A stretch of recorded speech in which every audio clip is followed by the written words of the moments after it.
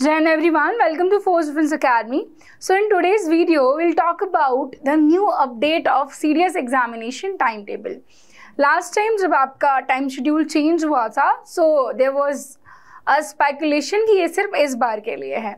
But again UPSC ने एक notice release किया है और जो 14 सितंबर संडे को जो आपका एग्जाम होने वाला है सीडीएस का स्पेशली, उसका जो टाइम टेबल है वो आज हम यहाँ पर डिस्कस करने वाले हैं. और मेरी एडवाइस ये रहने वाली है, जो भी आपका टाइम टेबल है उसके अकॉर्डिंगली ही आपको मॉक टेस्ट लगाने हैं. जिस टाइम पर पेपर होता है उस टाइम पर ही आपको नंबर ऑफ क्वेश्चन सॉल्व करने हैं, तो आपका माइंड उस अकॉर्डिंगली प्रिपेयर हो जाता है.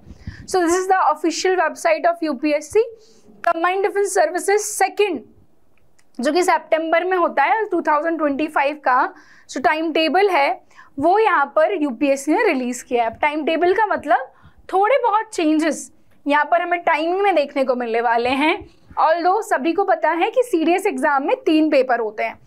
अब जो लोग सिर्फ ओटीए टारगेट करते हैं, ऑफिसर्स ट्रेनिंग अकेडमी, उनको सिर्फ 2 पेपर देने होते हैं, इंग्लिश का एंड जीके का. वेयरएज जो IMA Indian military academy, INA Indian naval academy and AFA air force academy अगर टारगेट करते हैं तो आपको ये तीनों ही एग्जाम्स देने होते हैं. बट फॉर दैट आपका मैथमेटिक्स एंड फिजिक्स होना बहुत ज़रूरी है. सो हम यहाँ पर अच्छा, आईएमए के लिए मैथमेटिक्स एंड फिजिक्स ज़रूरी नहीं है, बट सीडीएस के एग्जाम से अगर आप आईएमए चूज़ करते हो तो सिर्फ मेल कैंडिडेट्स जा सकते हैं, फीमेल्स जो हैं वो सिर्फ ओटीए जा सकती हैं. यहाँ पर मैं आपको बताऊँ, जो इंग्लिश की टाइमिंग है इट इज़ सेम जो पहले थी, 9 बजे से 11 बजे सुबह. फिर जो जीके की टाइमिंग हुआ करती थी वो हुआ करती थी 12 बजे से 2 बजे तक.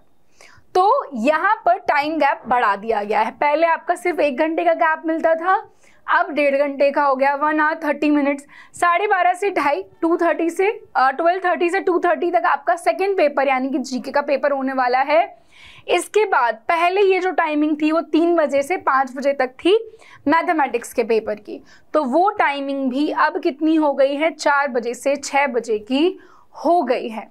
तो जो 1-1 घंटे के गैप हुआ करते थे उनको 1.5 घंटे का कर दिया है, क्योंकि ये 12 से 2 होता था, ये 3 से 5 होता था. तो ये 12:30 से 2:30 हो गया है और ये 4 से 6 हो गया है. पहले आप 5 बजे फ्री हो जाते थे, अब आप शाम को 6 बजे फ्री होंगे, क्योंकि बीच में 30 मिनट्स एक्स्ट्रा दिए गए हैं, इसलिए आपका टाइम यहाँ पर बढ़ गया है. सीडीएस के एग्ज़ाम की कंप्लीट इन्फॉर्मेशन मैंने आपको पहले भी दी है, मैं दोबारा बता देती हूँ कि अगर आप अपनी ग्रेजुएशन कर रहे हैं या आपने कर ली है and you are willing to join Indian arm forces, then this examination is for you. आपकी जो एज है वो 24 साल के पहले होनी चाहिए. लाइक एयरफोर्स के लिए 20 से 24 चाहिए, वेरएज बाकी जो अकेडमी है उनके लिए 19 से 24 चाहिए. और आपको बता दूं कि एयरफोर्स अगर आप सीडीएस के थ्रू ज्वाइन करते हैं तो सिर्फ आप फ्लाइंग ब्रांच ज्वाइन कर सकते हैं. अगर आपको बाकी की ब्रांचेस ज्वाइन करनी है तो उसके लिए आपको एफकेट का एग्ज़ाम देना होता है. फिर ओटीए ऑफिसर्स ट्रेनिंग अकेडमी आपको शॉर्ट सर्विस कमीशन देती है, यानी कि मैक्सिमम आप 14 ईयर्स तक सर्व कर सकते हैं, male and female both. IMA which is Indian military academy, इसमें सिर्फ मेल कैंडिडेट्स जा सकते हैं, जिसमें आपको परमानेंट कमीशन मिलता है. Indian navy and Indian air force में भी आपको परमानेंट कमीशन ही मिलता है.